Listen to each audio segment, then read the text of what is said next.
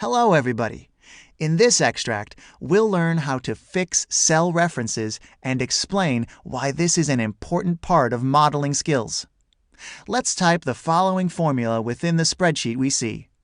I'll multiply the volume by the cost per unit in order to obtain the total cost for the given item.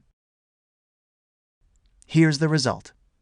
You can see in the formula bar that these are the references of the cells which we multiplied. Now the next thing I'd like to do is to multiply the volume by the price per unit. What if I copy the formula to the right? We immediately notice that its arguments move to the right as the references are not fixed. This is not what we need here. We wanted to keep one of the arguments of the old formula, but change the other. Volumes had to remain fixed, while the cost per unit should be flexible. The way to do that is to put a dollar sign in front of the reference we would like to remain fixed. Dollar signs are the symbol used in Excel in order to fix references.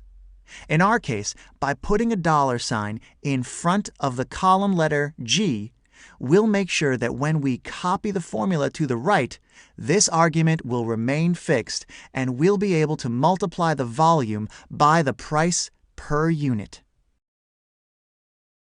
Row references can be fixed as well. For example, if we fix the row reference 4 after G, when we copy the formula downwards, the cell will not change. See how when I copy the formula downwards, the fixed cell remains static? Fixing cell references in the right way helps you organize your sheets well and works more efficiently. By the end of this course, you'll have seen plenty of practical examples of how it's done. For now, this will do. Thanks for watching.